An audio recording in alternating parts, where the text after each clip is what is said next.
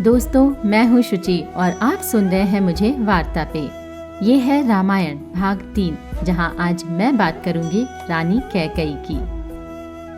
रानी कैकेयी हिंदू पौराणिक कथा रामायण की पात्र थी। रामायण की कथा में इनकी बहुत बड़ी भूमिका रही है। ऐसा कहा जा सकता है कि यदि रानी कैकेयी ने भगवान श्री राम को वनवास न भेजा होता तो इस कहानी का कोई अस्तित्व ही ना होता। इसलिए रामायण की कहानी की ये अहम हिस्सा रही हैं। रानी कैकेयी का जन्म कैकेया राज्य में हुआ। रानी कैकेयी कैकेया नरेश राजा अश्वपति की पुत्री थी। इनके पिता राजा अश्वपति घोड़ों के भगवान थे, इसलिए इन्हें अश्वपति कहा जाता था। रानी कैकेयी का नाम उनके राज्य यानी कैकेया के नाम पर पड़ा।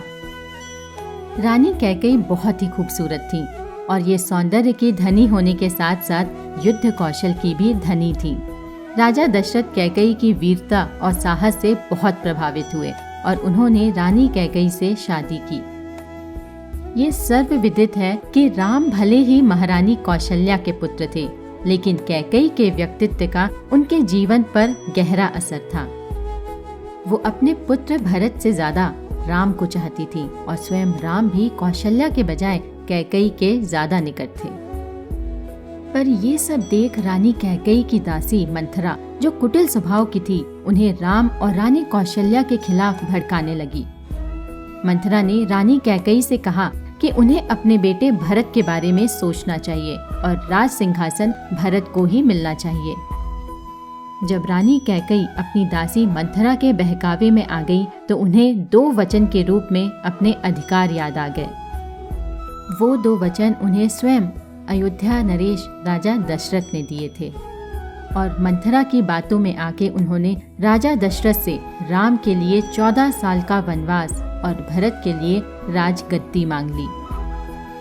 पर जब अयोध्या वासियों को ये पता लगा कि राज तिलक भरत का होगा और राम को वनवास जाना पड़ेगा तो वो बहुत ही नाराज हुए। सोचने लगे कि आखिर रानी कैकेयी ने ऐसा क्यों किया।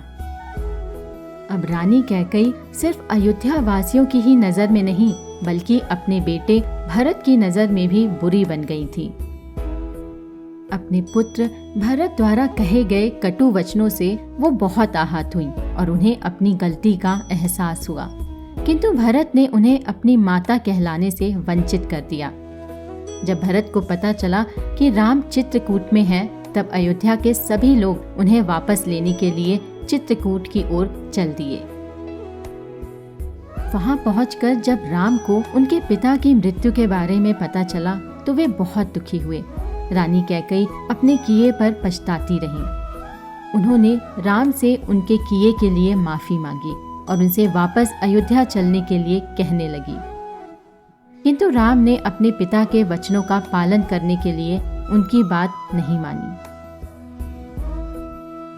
तो दोस्तों, हमें इससे यही सीख मिलती है कि हमें कोई भी काम या फिर कोई भी बात बिना सोचे समझे नहीं करनी चाहिए। हमें कुछ भी करने से पहले अपनी बुद्धि और विवेक से काम लेना चाहिए। तो आज के लिए बस इतना ही। जल्द ही मिलूंगी आगे की कहानी के साथ।